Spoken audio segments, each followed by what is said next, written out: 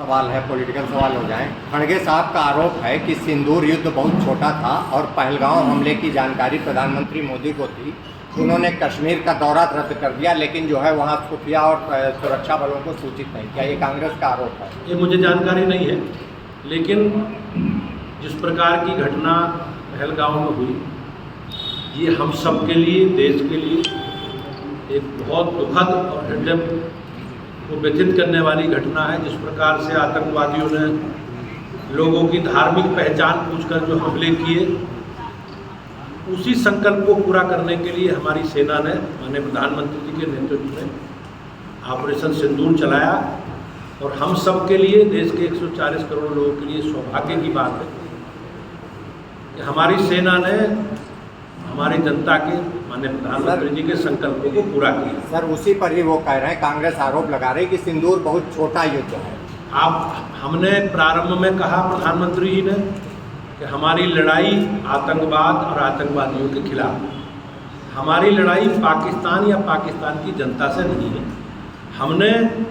हमारी सेनाओं ने एक प्रभावशाली कार्रवाई करके आतंकवाद को और आतंकवादियों के समूल नष्ट के लिए काम किया। उसका अभिनंदन हम सब लोग करते हैं। जो डेलीगेशन जा रहा है विदेशों में, उसको लेकर कांग्रेस के नेता जयराम रमेश का कहना यह है कि मोदी सरकार की जो विदेश नीति थी वो पूरी तरीके से विफल हो चुकी, इसलिए जो है ये डेलीगेशन भी भेजे जा रहे हैं। जो उनकी विदेश नीति का गुब्बारा था वो पूरी तरीके से फूट चुका है। कांग्रेस पार्टी का हमेशा चरित्र रहा है नेगेटिव राजनीति करने में। आपने देखा होगा जिस प्रकार से दुनिया के देशों ने आतंकवाद की और पहलगांव की घटना की भर्त्सना की, और पूरी दुनिया इस मुद्दे पर भारत के साथ खड़ी रही। कांग्रेस का जहाँ तक विषय, कांग्रेस को इस प्रकार की देश की सुरक्षा से जुड़े विषयों में इस प्रकार की राजनीति नहीं करनी चाहिए।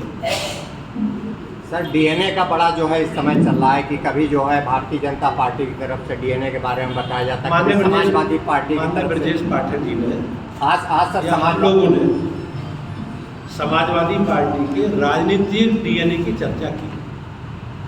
जो उनकी सरकारों में, उनके कालखंड में जिस प्रकार की घटनाएं हुई, उनकी चर्चा हम सर्वत्र करते रहे। लेकिन ये दुखद है जिस प्रकार से समाजवादी पार्टी के अधिकृत पेज से माननीय मुख्यमंत्री ब्रजेश पाठक जी के बारे में, उनके परिवार के बारे में, उनके समाज के बारे में जो पोस्ट की गई है, वो निश्चित रूप से हम सब लोगों ने उसकी निंदा की है। और समाजवादी पार्टी का जो चरित्र है इस प्रकार की घटनाओं से वो कहीं ना कहीं प्रदर्शित होता है। सर, अब की बार तो उन्होंने भाजपा को ही घेरा है। अब की बार उन्होंने उनको ब्रजेश पाठक को हरा दिया। उन्होंने कहा है कि जब से ये डीएनए भाजपा में आया, डी का उन्होंने बताया दलाल, एन का बताया नाकारा और ए का अहमद बताया, और कहा जब से ये भाजपा में आया है तब से भाजपा जो है पहले से खराब हो रही है। समाजवादी पार्टी के समय किस प्रकार की उनका कालखंड आप देखो, मुलायम सिंह जी की सरकारें नहीं हो या अखिलेश जी की सरकार रही, मीडिया के प्रति उनका क्या व्यवहार रहता था, किस प्रकार से पूरी पार्टी, उनकी सरकार आतंकवादियों के और देश विरोधी लोगों के साथ खड़ी रहती थी, किस प्रकार से पूरा राज्य अराजकता की आग में झुका रहता था और सरकार आतंकवादियों के मुकदमे वापस करती थी, किस प्रकार से अपराधियों का बोलबाला था, हर जिले में एक एक अपराधी का राज चलता था।